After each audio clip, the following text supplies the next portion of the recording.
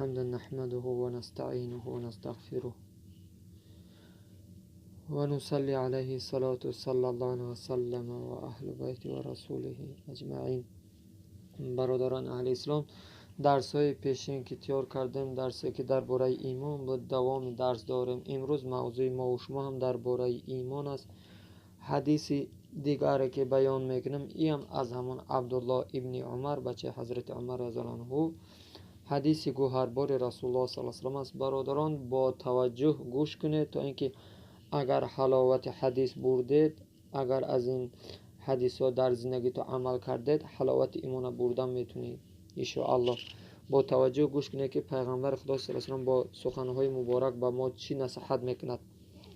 انا عبدالله بن عمر رضی الله عنه قال قال رسول الله صلی الله علیه و سلم المسلم من سلم مسلمون من لسان و یده والمهاجر من هجر من نهی الله عنه. هذا لفظ البخاری.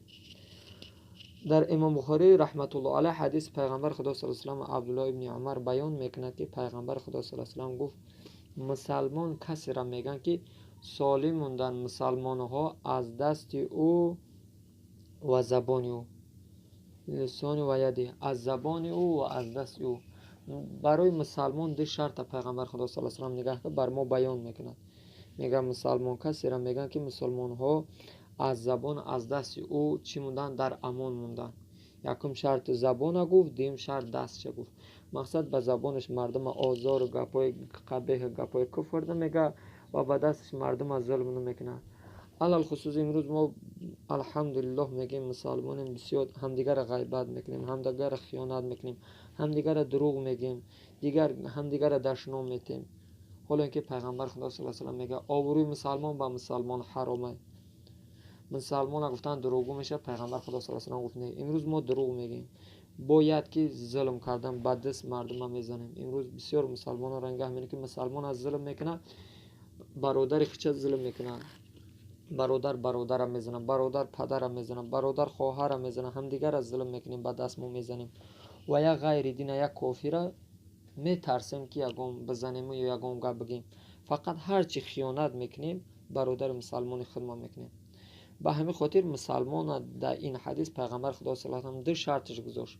یکم که مسلمان ها از دستی او در امان خدا باشند، دیم از یدش بعد زبانش مردم چکو نکنه، آزار نده و به دستش مردم از ظلم نکنه. به همین خاطر محمد اقبال میگه نه نالم زی کس می نالم زی خویش، هر چی کد با ما کد خویش کد.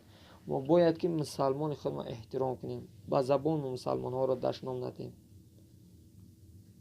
با زبان مردمی خدا را چکو نکنیم، دشنام و گپای قبیح ندیم و با دست ما چکو نکنیم، ظلم نکنیم. که مقصد بسیار انسان ها را میبینیم هم دیگر را ظلم میکنن. دیگر حدیثی است که پیغمبر خدا صلی الله علیه و سلم روایت میکنه. راوی این حدیث انس بن مالک رضی الله عنه است که پیغمبر خدا صلی الله علیه و سلم فرمودند این سه خصلتی است که در هر کسی موجود باشد آن کس لذت ایمان میچشد. همین سه چیز انسان داشته باشه لذت ایمان میچشه. مقصد خود میگیم که اوقات نمک دیگر غذاهاش که تا اینکه همون آش با مزه شه. همین را پیغمبر خدا صلی الله علیه و سلم میگه همین سه چیز باشه همون انسان حلاوت ایمان میچشه. یکم چیه میگه؟ اول اینکه میگه خدا و رسول او را بیشتر از دیگران دوست داشته باشد. خدا و پیغمبر همه بالا دوست بداره. انسان اگر خدا و پیغمبر از همه بالا دوست بداره در همه کارش اول قانون الهی پیش میگذاره، قانون پروردگار را فکر میکنه.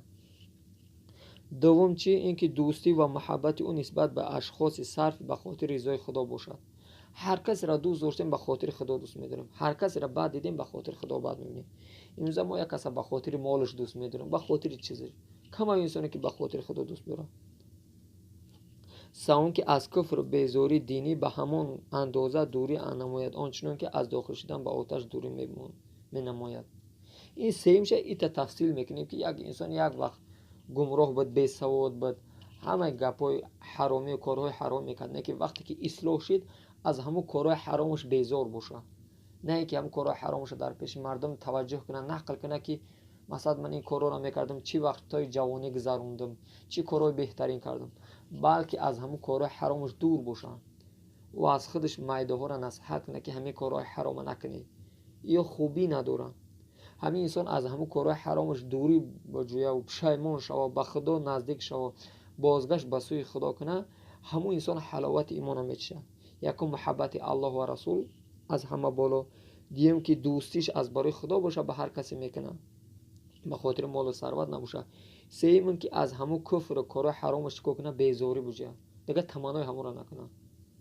то дарсҳои оянда дар амони худованди меҳрубон бошед.